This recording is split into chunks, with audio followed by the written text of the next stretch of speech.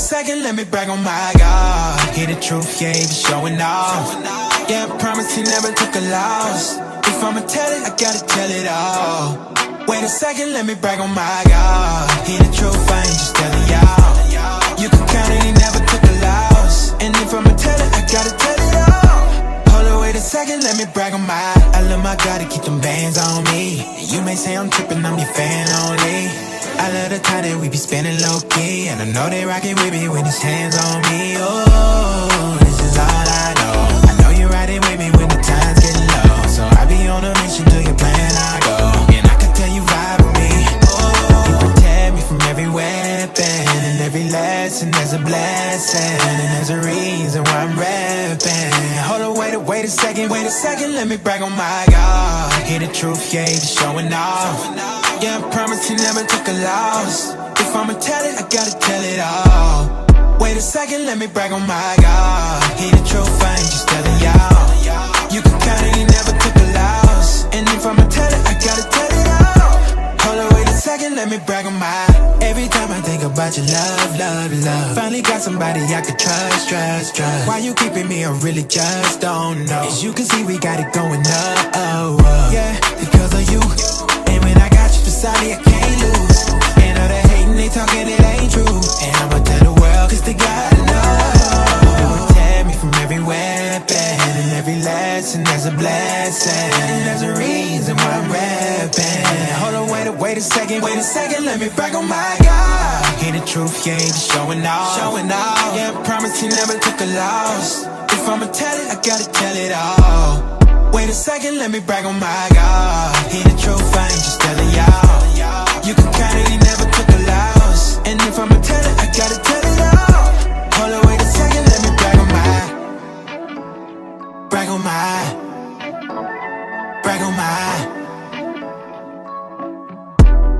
Wait a second, let me brag on my God. Hear the truth, yeah, he be showing off. Yeah, I promise he never took a loss. If I'ma tell it, I gotta tell it all. Wait a second, let me brag on my God. Hear the truth, I ain't just telling y'all. You can count it, he never took a loss. And if I'ma tell it, I gotta tell it all. Hold on, wait a second, let me brag on my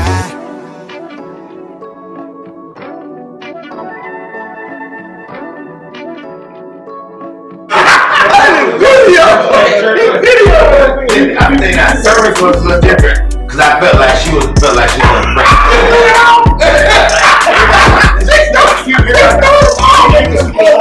She had to go there and take the phone.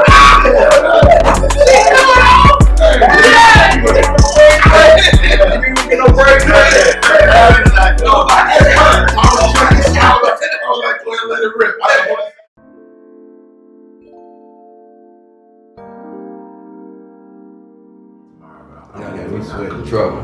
Alright, here's the fight. No, Pastor thing, I'm do something different, but I'm just saying, here's the fight. Y'all tell me what side you stand on. Are we too much therapy or too much theology? Whoa. So watch it. So this is me, I'm gonna tell you my own fight. Sometimes, man, because I got a heart for people, I love them, you know what I mean? And I find myself being real therapeutic when people have issues. And I think, in some sense, Christ will stand with me on that. But on the other side, sometimes you can be too theological, and that's not I'm saying that it's a bad thing, but you can be so.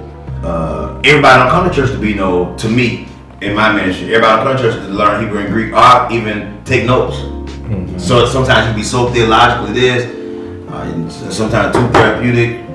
I'm just talking about in general seasons of the church. Are we become too therapeutic? Does the church demand us to be therapists? Or too much of that, too much of that, I don't know. I'm just talking. It's a fight of mine for real. It's real talk. I fight it. In the middle of the message, I sometimes say, hey, I don't know if they care about the revelation. I don't know.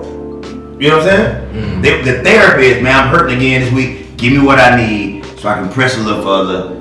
I don't always want to go to Bible college. Right.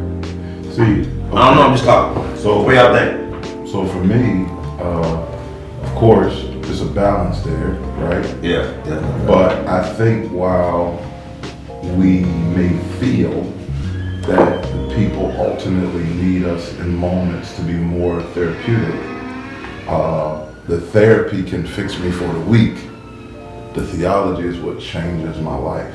Mm-hmm. And so I think what happens is sometimes in an effort to be more relatable in the moment, we may have the temptation of abandoning theology for therapy, but then I become a service to an individual.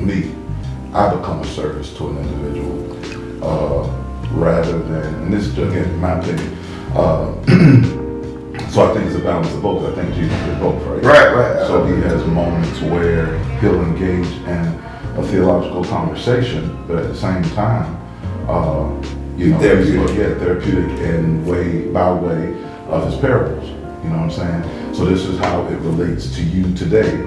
This is how it will impact you today. You're preaching. But this is the theology around it, because I give you the therapy to fix your week, but I give the theology to keep your life. You know what I'm saying? That's good. I lean on both though. I mean, I ain't gonna lie, it's real fight to me.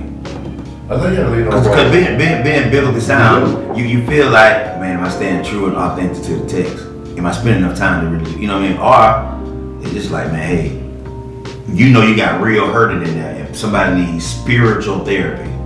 So I'm just saying, I don't know. I think, and maybe because I've been through enough pain, I know how that works. It works for me too. I got saved with somebody carrying. I think though, if you look at it from a historical perspective, and know why we need balance, because I do believe that in the past it was way more theology, and all you need to do is just go tarry, get to the altar. Yeah. And people were depressed. People had anxiety. People were depressed. People had mental illness.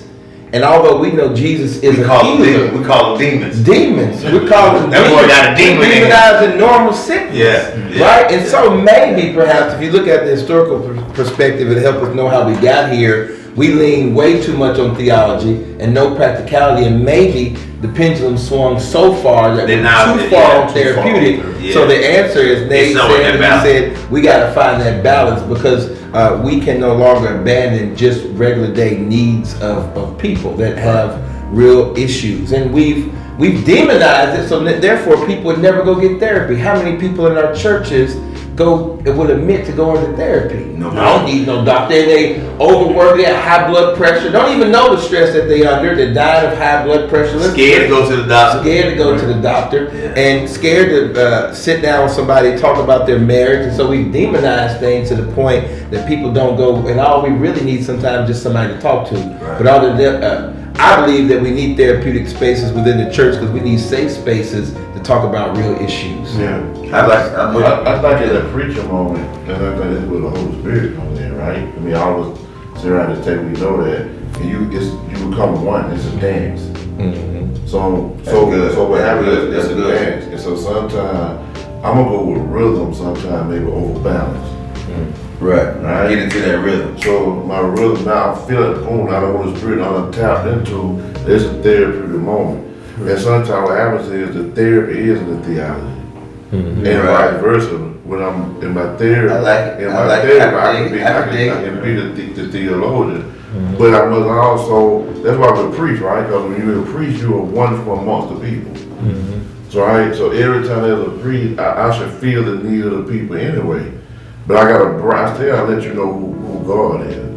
And that's where the art the art and the science at the same time come in that moment. Like I said, it's a dance. You know what I'm saying? Like, we're gonna do this, I'm gonna slow down. You know, it's almost like somebody, you ever seen somebody swing? Mm-hmm. And they just got, you see them old players, they just go. Glide. Yeah. So I'm gonna hit you with the. You saying it's a rhythm, there's a rhythm to it. Yeah, it's a rhythm. About that. It's a rhythm. You know what I'm saying? Like, yo. I think, we all saying, of course, there needs to be a balance. Mm-hmm. And one of the things that we've experienced in this past pandemic season is that the therapeutic has been lost so much. People are reaching toward the theological aspect because of how the platform is, whether they're trying to sound impressive or whether they're trying to prove some type of point by being so deep and wonderful, to where we swung so far to one side. And then those that are in the building, we become so therapeutic because they're dealing with sickness, they're dealing with this.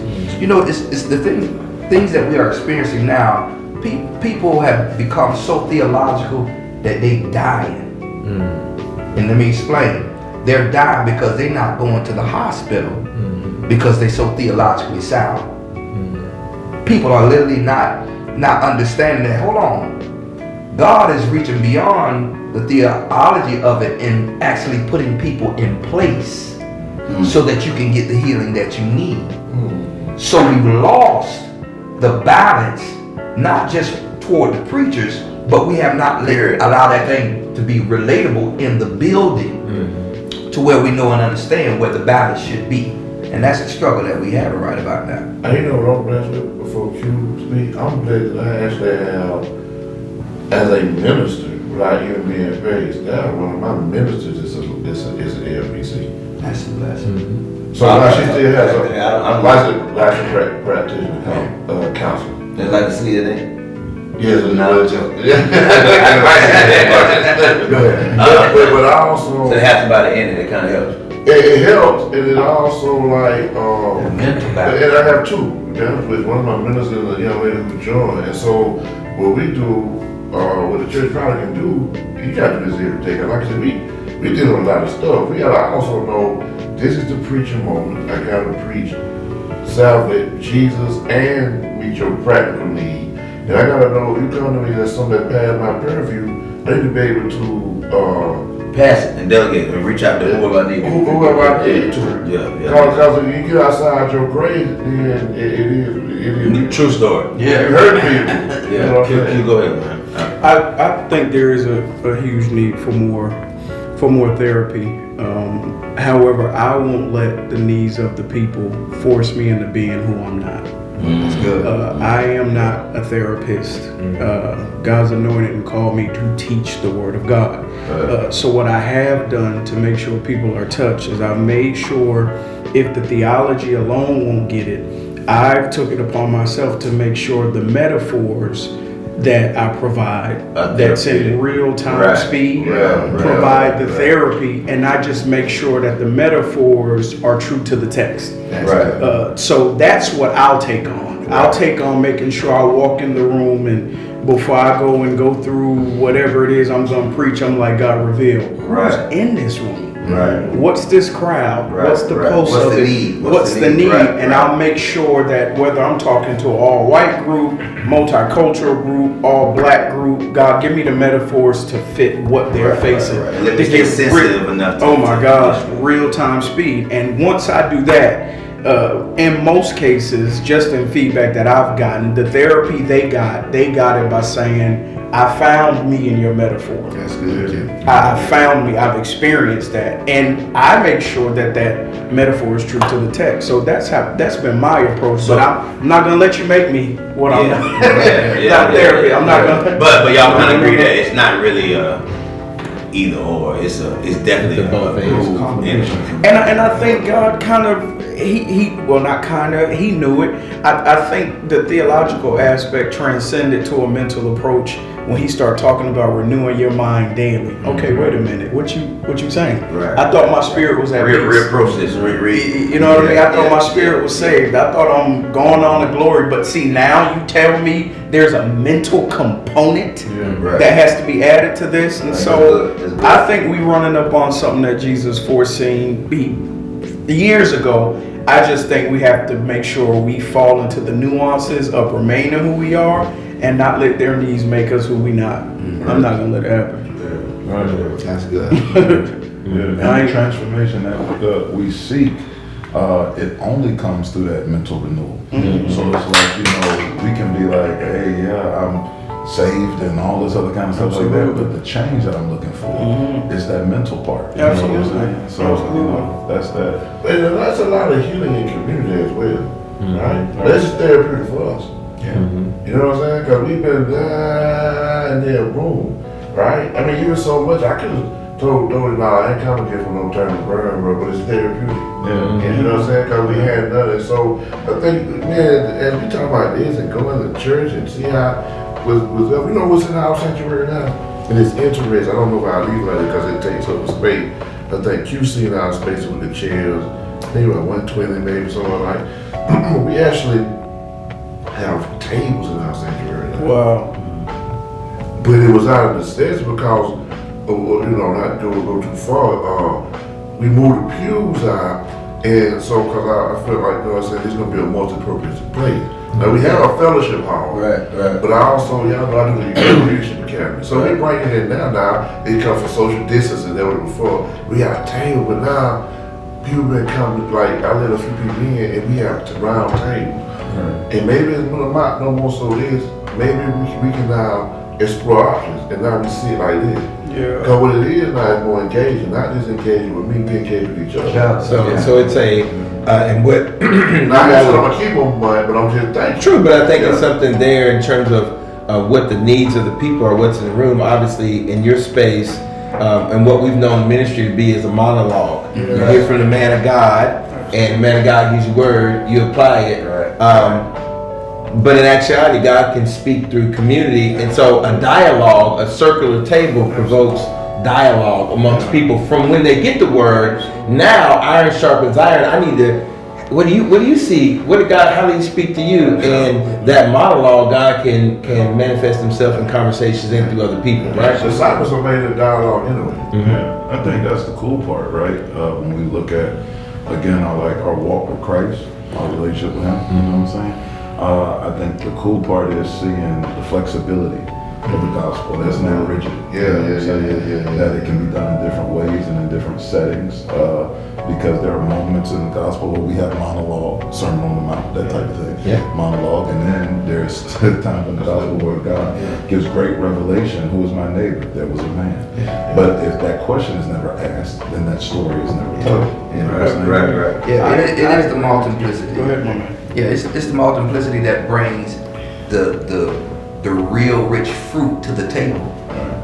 And it's very important that we're able to grasp that from the different variations of how we bring whatever we bring to the table from Christ. Like you said, you deal with the aspect, God, I need to know what's going on in this room. I need to know who I need to reach to. Because when we understand that, man, God, you may be therapeutic one day. Right, because that's how He uses you. When the Holy Ghost kick in, or you may have him sit down and get a pen, like Fred Price. I'm gonna teach you something. You're willing. Let me say this. Let me give it to you. Okay, so sports, right? That's a coach. Yeah. I'm always like, a good coach doesn't take you and make you fit into their system. No. If you go Belichick, Right. He's fine. Popovich, all those guys, right. They find out what you do well, Yes. and then they build their system around what you do well. So if you come to God and you say, God, this is what I can do. Yes. He said, okay, well, let me maximize what you do, and then I'll encourage you in things that you may not think you're sufficient in. But that's a good coach. That's him. Because even if I think I do something bad, I can't talk, right? I'm slow of speech mode. Okay, I'll give you what you need to start off, but I'm gonna fix that part of you because I'm a good coach like that. So what the Redskins do well? Redskins. Probably the same thing the Titans did. Too much more than that. So the Redskins. Probably the Redskins. Probably the same thing the Titans did. There's only too much more than that. That's probably that part. I just need to go on. Go on. Y'all know y'all can find the lessons that we're giving out for free here. We're giving out free lessons. Ain't nobody talking about trash. Ain't nobody talking about trash. Shampa Bay, don't forget that. Shampa Bay. Trash. I got that question. Q on out to this real time. I want real answers. What do y'all hate about this online stuff? I'll tell you right now, me, I feel like I don't want to say it's entertaining, but ain't no discipleship. I just feel like I'm waiting on likes and like I don't know that walk, and maybe that's the therapeutic side of me. I think one of the I hate it. I want to know what you hate. Don't I don't want no sermon. Okay. I don't like this. I'm gonna shoot it straight. One of the biggest things I hate is I hate the power the church has put on social media. In most cases, businesses say you got this many followers, we'll negotiate with you. You got 30,000, you got 60,000 followers, this many engaged, let's cut a deal. Well, the church has bought into that. No question about it. The craziest thing in the world No salvation in that. None at all. And so, in other words, if I'm analyzing you and you come into my church, I don't go see your delivery. I don't go see your impact. I don't go see your skill set. I need to go and see how many followers you got. And for me, I think we've turned into suckers. Yeah. Because I'll let you come to my church because your followers is up, but you'll get to my church and kill my people. Yeah. You know what we are? We rappers. Rappers! That's simple. That's you too. It's rappers. Yeah. And now we got maybe tons of people flocking to ministry, looking for fame, chasing success. It's not about Is Jesus. it groupie? So is that groupie? It's right in line So with it. I refuse to let you quantify my worth on the basis of social media. Come see me when I do what I do. Judge me by how God used me, and if He used me, and if I got any oil, and then back up off me. But you're not gonna bypass suffering and getting on my face and studying and consecration and doing all the necessary stuff we gotta do. No, I'm not gonna let you just sum me up. No, because basically that's a gimmick. That's a gimmick. Here's another thing I hate. I know I need y'all to tell y'all what y'all hate. I hate that one video. In the label, like you don't know all of me through that video. You know, like, maybe I got a hard for it because I'm late to social media. I don't even been on social media with no pandemic. I don't even have my own personal anything. So it came. You see me now through the ministry. It's been a blessing to a certain extent, but I always hated that element because you don't get all of me in 30 minutes. Never. You know what I mean? You get all of me. Yeah. You're gonna judge if I'm called, if I'm God's man. Off of this portion of me? And you being kind. Let's talk about that minute they give you on Instagram. What? He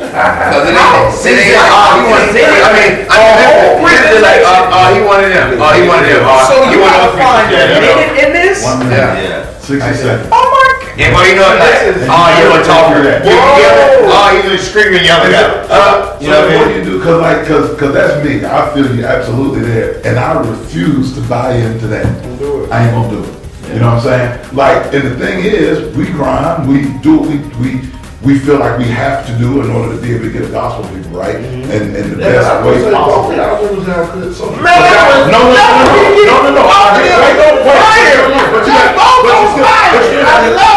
But you still got to hear what we're saying, though, right? Because what I'm saying is, I'm not gonna be like, follow me. Ain't nobody doing all that. I don't have time for that. I got a family. I got a ministry, and then the thing is to do all the stuff that you just talked about. Lay on my face, pray, study, fast, consecrate yourself.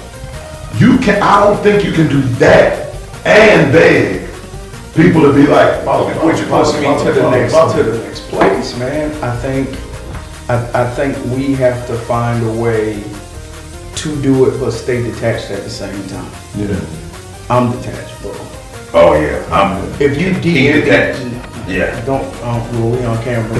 I gotta find out how to answer the DM, bro. I got my nephew on me. I'm like, yo, what are they talking about? You hear what I'm saying? I'm not going to allow that to do that. But I'm gonna tell you on the flip end, the weird thing about it that I've experienced is you really can't gauge. They'll tell you can, but you really can't gauge impact on social media. Sure. In my experience, I have rented out next to the Georgia Dome World Congress Center Easter service, 780 seats. Let's go. I don't want to do 3 services. We ain't got time for it. Right. We did a video, we put it out. Fam, folks wasn't liking it like that. So if I'm judging on the basis of what they doing on social media, y'all, we about to take this L. We got to get our money back. We ran out of seats. What that taught me was, you can't gauge what God is about to do on the basis of this app. You got to do what you got to do from the pure heart of trying to please God and let the chips do it. Let them fall where they may. It's forever changed my life, because at this point, I don't believe in it. Because the saints will look and say, I'm going, and just keep scrolling. The saints, I got what I needed. But I ain't going. The saints will come to your page to see, and then go to another page and not even follow you. Oh man, I don't believe in it. Yeah. But if you want to be the certain type right now, Yeah, right. That's real. then you play the game they play. Yeah. But then look at their sermons. Yeah. Oh, for sure. I think for me, what I hate is the pressure to produce a quality product. As somebody, as a church, as a church planner, planning my third church, and this one in a pandemic and all online. We've never met in person. It's all been online. I have no resources to put out something. I felt the pressure early on to put out a product. I'm looking at everybody, looking at the landscape, and so putting out a quality product makes you compare yourself, and you can only be you. But how technology has grown so fast, and the quality camera. You know how much quality camera costs these days? I mean, just the iPhone. If you try to use the iPhone, you still got to have So the reality is that there are many people like myself that is starting again, launching in the middle of a pandemic. The pressure to produce a quality product is tough. And just going with what God gave you and trusting and believing the word that you have is powerful enough. Yeah, I hate all that. I hate the underlying pressure. The trappings of success and what the measure of success is, all of what we're talking about is being caught up in these entrapments of what social media, the pressure of social media. Mm-hmm. And so scratching that off the table, just simply going with what God gave you and allowing Him to progress it and Him bring the people has been a blessing to me, because people are watching, regardless if it's 100 or 35. People are watching, and somebody's going to hear God's word, and it's going to change their life. Absolutely. And that should be good enough for us, right? That should be good. Man, I'm trying to really think what I hate. I think I hate, to be honest with you, I think I hate the idea of people thinking they really get it just from that.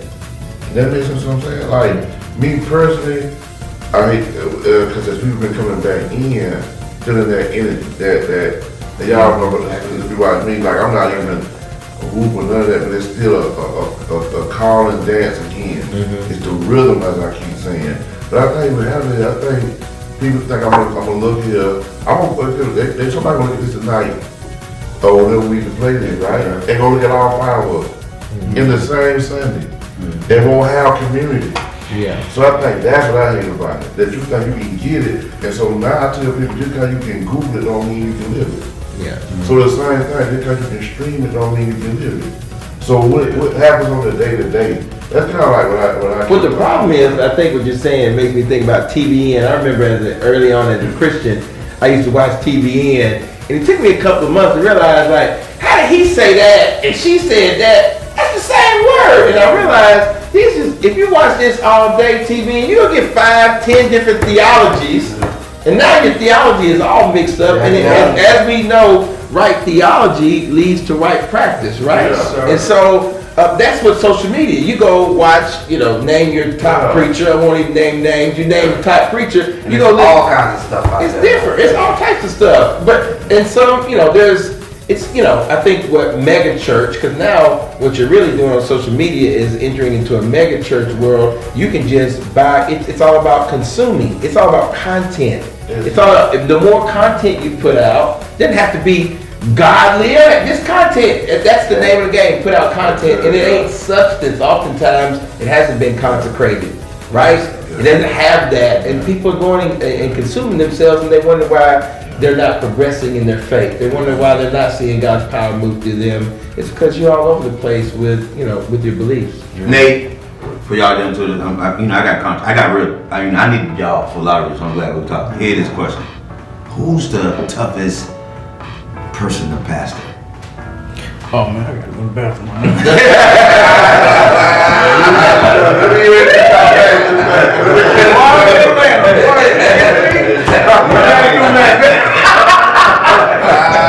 Might not be out there.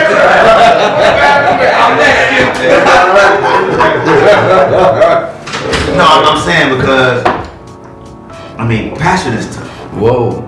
Right? Let's be honest. It's tough. But there's this weird love we have for it that only if you call you understand it. I'm talking about weird. I mean, it's different. Y'all know it's different. I mean, our wives wonder why you care so much and why you love so much. Like how does he answer that? I'm setting it up. So without hurting whoever.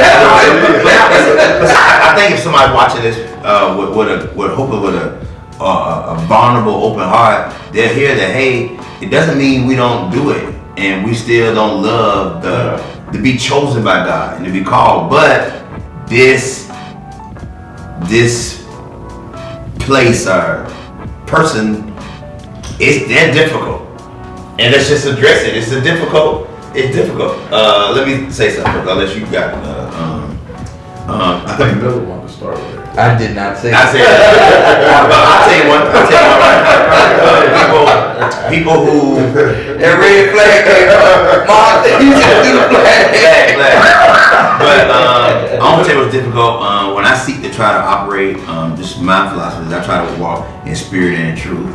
And you get someone who's walked one side, so their approach is all spirit, really just hardened. I'm not gonna say hardened your heart, but it's a real stiff aspect. But they're attracted to you, which is not like them, but they still saying I'm staying over here. You know what I'm saying? I think that's tough because it's like, hey, if I'm attracted to Lamont's ministry and his ministry's being more significant than safe, he's a little more edgy, I'm attracted to it, but I ain't bending. You know, it's almost like, you know, I don't know. I'm just saying, for me, that's tough when you so set. I don't know, but anyways, come on, somebody. I just want wrong answers in front of y'all. I got one. Yeah, mine's simple and straightforward. I think the most difficult people to pastor are the rock star leaders. Are the leaders that everybody think is the next up and coming. You second, you got it. The most difficult to lead because they sitting there popping their collar the whole time. They can't be led. They know too much already. They got it all. They really can't teach got them now. And they now. And they haven't learned. They ain't got two scriptures. You can't follow. You'll never be a good leader till you learn to follow. Jesus never did nothing without God. I believe that. I mean, I believe that. So to me, that's the most difficult person. Y'all still being a little cute. Y'all still being a little saved. And I love to save. I love y'all saved. Yeah. I'm talking about Negro get on my nerves. I said tonight. I hate Negroes that won't listen. But we want all the answers. Why talk to me 45 minutes you ain't gonna listen to me? Ain't none of them. You gonna talk for 45 minutes and ain't listening to none of the minutes. What are you doing? But I told him, you free therapy, Doc. What free therapy? You the counselor. Ain't gonna listen. Yeah, you pay the dime, Doc. They just want you to get them. I told dude one time, man, I don't know what to tell you. Where they go back? I don't know what to tell you. The pastor said, like, I gotta think about this. All I have to say is, I'm the most diplomatic. Bro, I got the point now, bro, I don't know what to tell you. Like, I'm not going to spend 45, 50 minutes. And no, you ain't listening to nothing. Tell you the same thing. And I know nothing that you already. All right, don't done the question. Let's go back. I'm not what you don't like that hotel. I'm around all day hotel. Hey,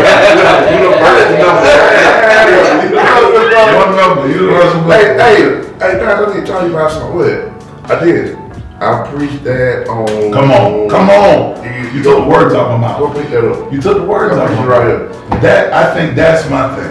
When you'll get contacted for counseling of some sort, you and it's like, I done said that. Yeah, over and over. You ain't been at the table. And the table was set. Everything was right there for you. The whole series. You missed it in action. We did a whole series. And you want me to individually re-preach it to you. Let's go back to the video. So that part right there is frustrating. I'll take the rock star leader thing too.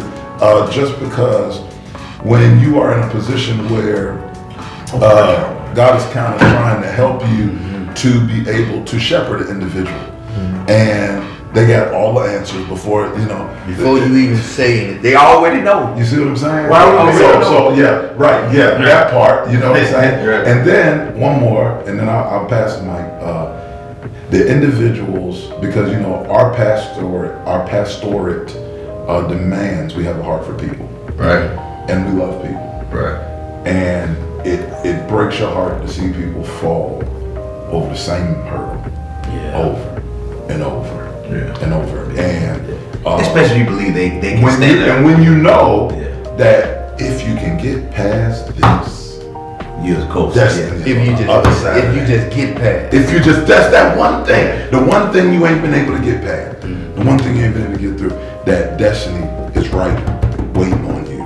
But our Father loves us so much that He's not going to take you here if you can't get past there. Right. Because once you get here, you'll be a bigger one of whatever you were here. See, that good. That would be good. That church like.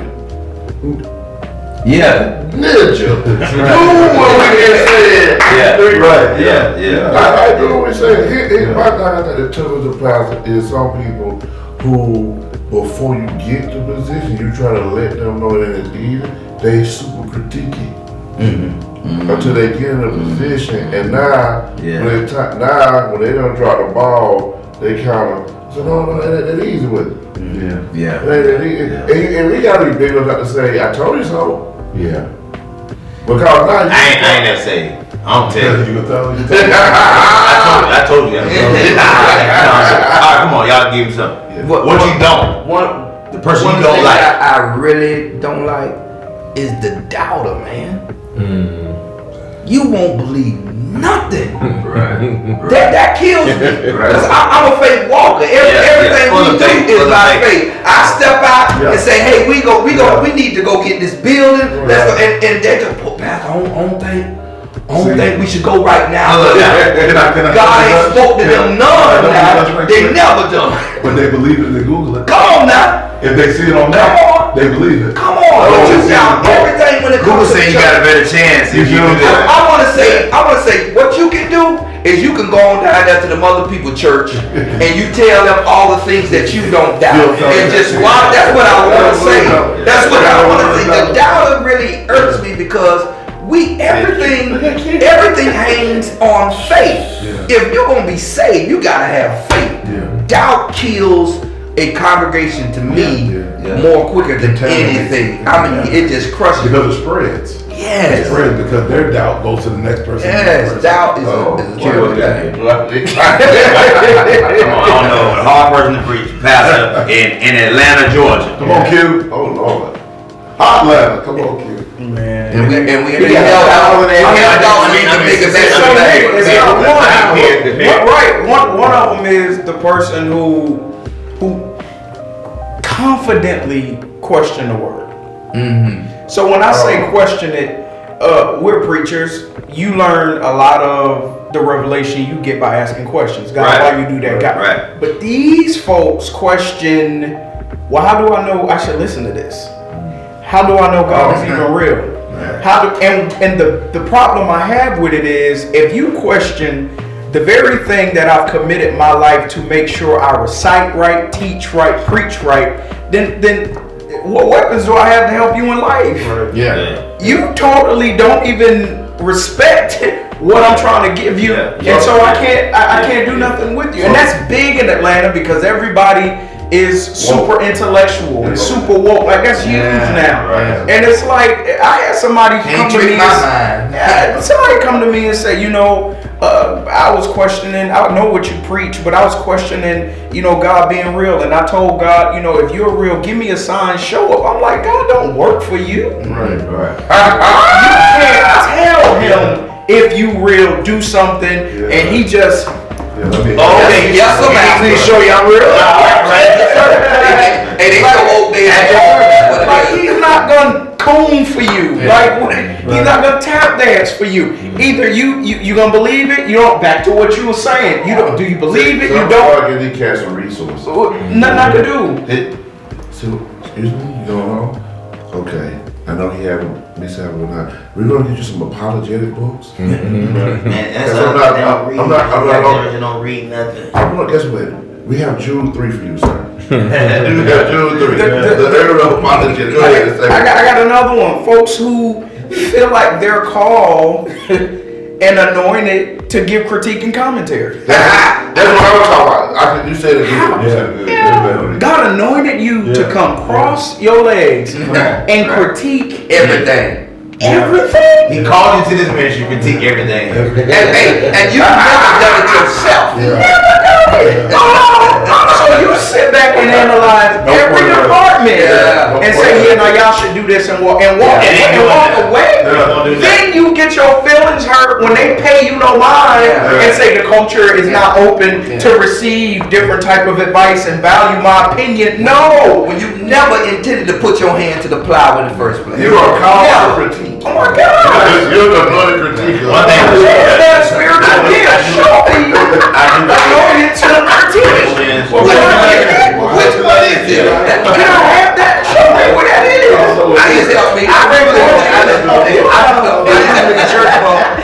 Church folk are the most opinionated people in the world. Oh my gosh. I mean, it's something about when people find a relationship in a ministry, this opinions just They spew out. That's crazy. They throw out because they done throw it up in their I mouth. could keep going, but go ahead. I think what I like to kind of a phrase I heard before in terms of dealing with people and pastoring, and I think it'd be good for people to know, is that the people we're talking about are extra grace required people. Extra grace required. They require extra grace. That's what people don't say. They're not hard to pastor online. You just need your extra grace people. No, I say as pastor because what I like it. People can get the impression Extra grace required people. I think the extra grace required. So if you're a leader, you need to realize God's going to send those people. And as you said, Extra grace required. this is the preaching. You said they're going to squeeze. It's the squeeze. Yeah.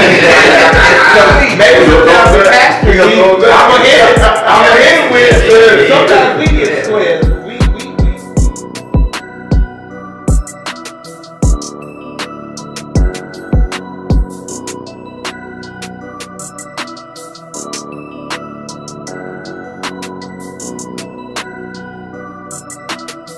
Miller's thought is you call them bastards. I'm a little bit more saved, so I'm gonna call them tumbleweeds. No, are you suggesting every time we put a video out, we actually help somebody be a little bit more careful?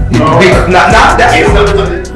We've all watched this consistent bout between black church and the LGBTQ community. No question. Oh yeah. If you rest, you can't go to his church, but you welcome. I take all rest.